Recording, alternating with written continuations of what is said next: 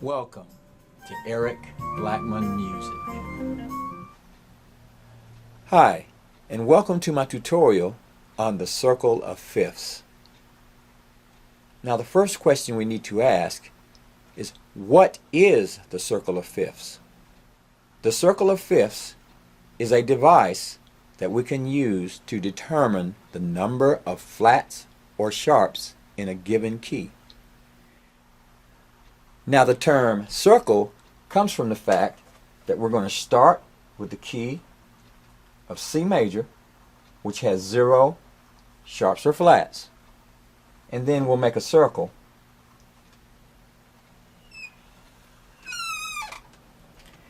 and we're going to go around that circle starting with 0, and we'll wind up back at 0. Now what we're going to do is move from one key to another, counting in fives or fifths. And what we'll do is add a sharp for each key. Okay. The key of C has 0 sharps or flats. Next would be 1 sharp. The key that has 1 sharp is G major. Okay. Next would be 2. The key that has 2 sharps is D major. Next is 3. The key that has 3 sharps is A major. After that we'll go to 4, and the key with 4 sharps is E major. When we go to 5, we'll get B major, 6 sharps, and we'll have F sharp major. Now F sharp major and G flat major have the same number of enharmonic tones. The only difference is they're flat. The enharmonic tones in the key of G flat major come to 6. So basically, those are the same keys. Now we're going to go the other direction with 5, 4, 3, 2, 1, and we're going to be dealing with flats now. Okay, so all these will be flats. So we're going to now have D flat, A flat,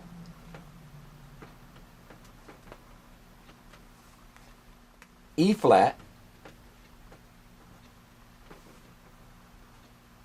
B flat,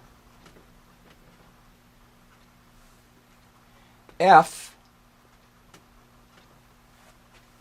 and then we're back to C. So we went 0, 1, 2, 3, 4, 5 sharps, 6 sharps, then we converted to flats. 6 flats, 5 flats, 4 flats, 3 flats, 2 flats, 1 flat in the key of F major. And we now have our circle of fifths. Now let's move to the piano and see if we can get a little bit better understanding of what just happened here. If we start with C, which is here, C obviously has no sharps or flats. If you play the C major scale, there were no sharps or flats. So C is 0. Now what we're going to do is play 5 notes up, and we'll wind up on the next key, and we'll add a sharp to that key. C, D, E, F, G. Now we're at G. G has 1 sharp. Let's start again with G and do 5 notes. G, A, B, C, D. Now D has 2 sharps. As you can see, we added a sharp once we arrived at D. Let's start with D and see what happens. D, E, F sharp, G, A. 5 notes up, we're at A, which has 3 sharps.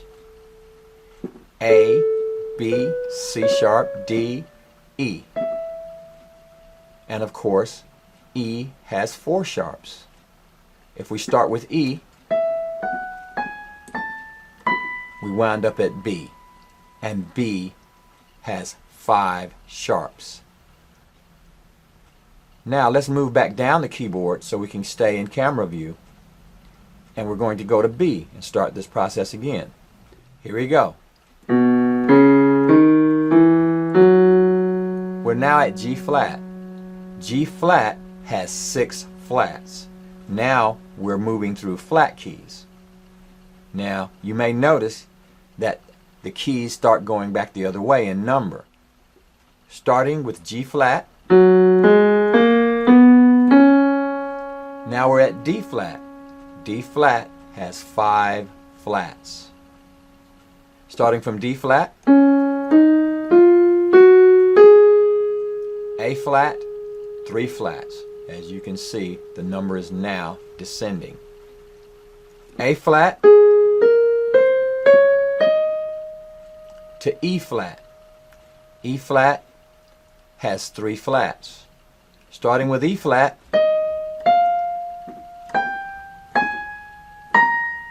we're now at B flat. B flat has 2 flats. B flat, and now we're at F. 1 flat, and that completes the circle, because if we go to F and go, we're back at C. We're right back where we started from, and we have now completed the circle of fifths.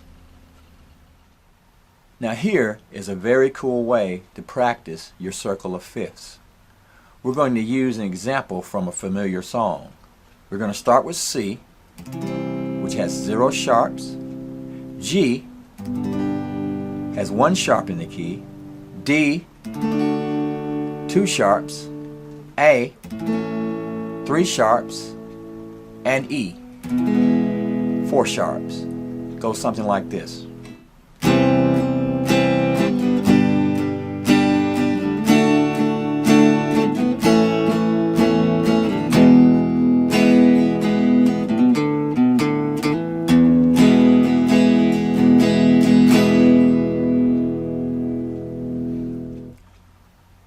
Yes, that's Hey Joe by Jimi Hendrix. And I have no idea if Mr. Hendrix knew that he was playing the key signatures in their natural order. Well, all right. That's the story on the circle of fifths. Thanks for stopping by, and have a great day.